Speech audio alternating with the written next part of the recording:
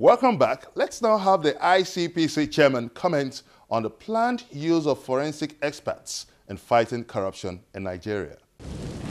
What difference do you intend to bring as the nation's anti-corruption Caesar?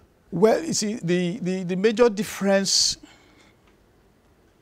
when you're heading an anti-corruption agency is to be able to focus attention to the specific areas that the country's resources and best minds should be targeted at. You're painting a rather bleak picture. What is the way forward? What is the bailout from this quagmire?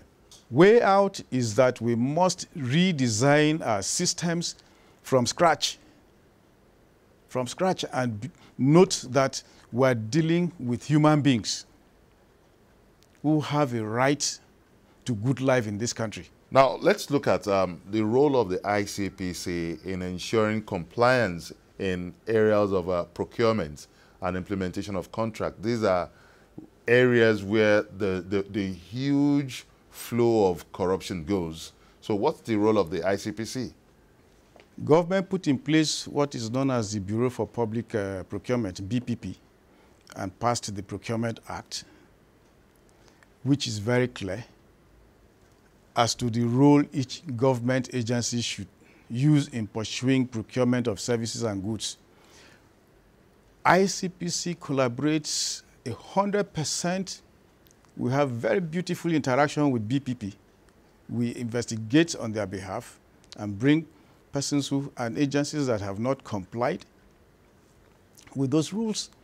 But we're even working towards a situation where don't come and tell us that the rules have been flouted after the contracts have been dissipated and the funds dissipated.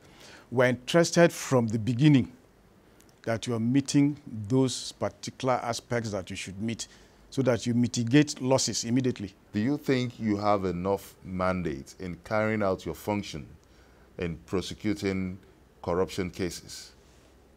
That is a question that you know I cannot answer. Isn't that presumptuous? Of course. I mean, you don't expect me to answer such a question as to how I should be appointed. I was expecting if you ask me how I should be appointed, it will be self-deprecating. No, it's something that goes through various processes at parliamentary level, and I do not want to be part of that type of controversy. In carrying out your job in fighting corruption now, essentially, which is your primary responsibility, do you sometimes encounter some powers beyond your scope as of your statutory mandate as the chairman of the ICPC? You see, the good thing is that you're not forced to accept being sworn into an agency like this, the ICPC in particular. And the first thing you would note is that this commission is independent and that you're swearing an oath to uphold the Constitution. And the Constitution has said you are totally independent. Now, if I fail to exercise certain functions, am I going to go to the public and say that even though I was given independence to carry out certain functions, that somebody said I should not?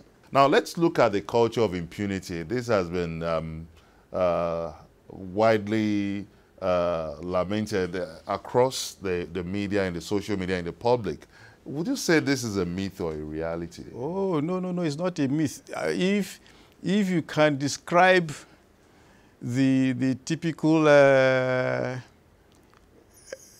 Nigerian, he needs to let you know who he is. And this, in most instances, have been carried out to the point of impunity. Is it not in this same country that we used to have people drive up to the plane in their vehicles? In those days, until somebody put his foot down and said, nobody drives into the tarmac. And when they saw it was serious, everybody adhered to that.